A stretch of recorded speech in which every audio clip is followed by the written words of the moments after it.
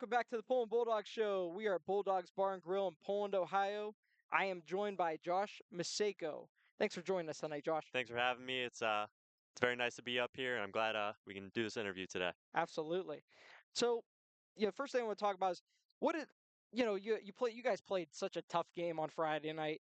It's mentally draining, and no doubt during the game, before the game, and after the game especially, you're thinking about all the different things you guys could have done differently to win.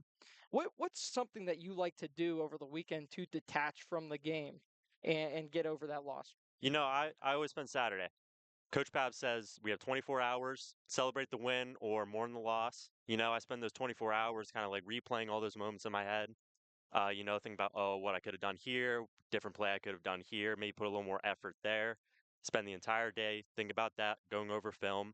Then after that day, Sunday comes around, move on. We move on to the next week. That's the most important week. Absolutely. Just heard me talking about with Coach. Yep. What's the most important game of the season? The next one. Absolutely Yes, sir. great answer. Love to hear that there's, something that Coach Pav is pushing to when it comes to that. Just 24-hour rule, whether you win or lose, lick your wounds if you lose, celebrate if you win. And either way, just find a way. Find a way to detach. Now, there's like a hobby or something that you like to get out and do? Do you like to sit around and watch college football? You like to go golfing? What do you like to do? Well, I mostly spend my summers fishing. That's what I do. I go over to my buddy's house. His neighbor has a pond. They stock it up with a bunch of fish. We're always trying to catch that biggest catfish in there. Okay. Just a little catch and release. That's what I like doing during my time. Love that. Okay, so you get over, it's game week now. We're talking about business now. What is the mentality going into this week? We always think, like you said before, the next week is the most important week. We treat every opponent the same, regardless of whether they're a rival, like Canfield or Struthers might be to us. Every game means the same to me. You know, it's uh, It's just taking it one step at a time, making sure we're doing everything we can, putting in maximum effort, and doing everything we can to win on that Friday night. I mean, and there's nothing like having you're midway through the season. It's always meaningful football, right? But this one just feels a little bit more meaningful. It feels like a midseason playoff game. What do you think about that?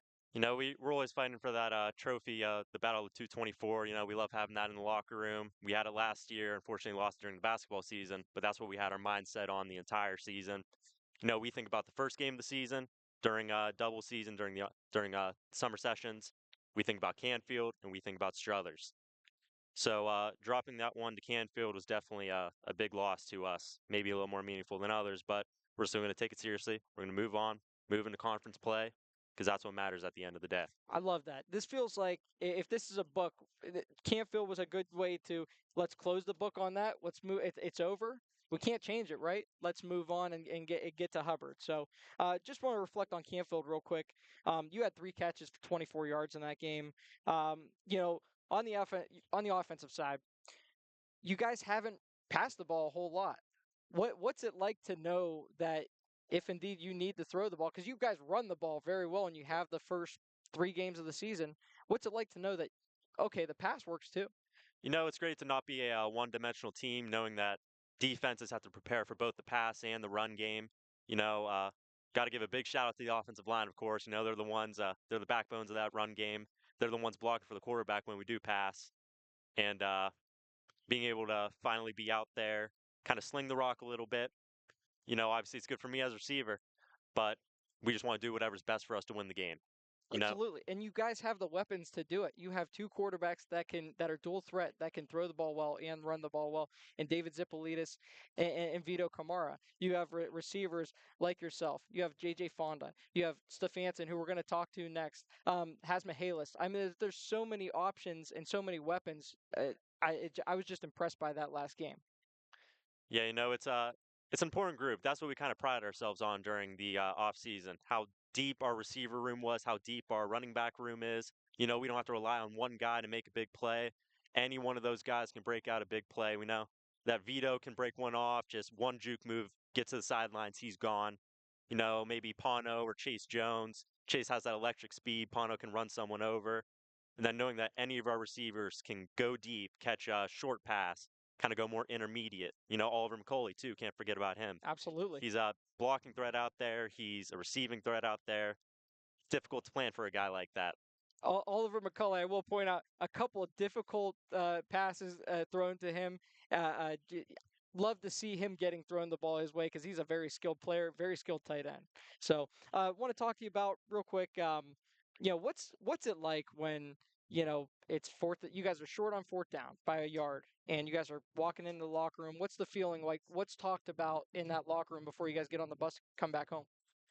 That locker room was dead silent the moment we got in there. We know what was at stake. We know that it was a huge rivalry game. We saw all those guys celebrating out there.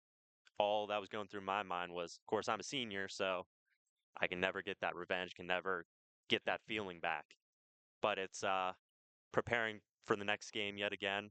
I'll continue to think about what I did wrong. Maybe could have changed that. But I'm always going to bring those guys up in the locker room.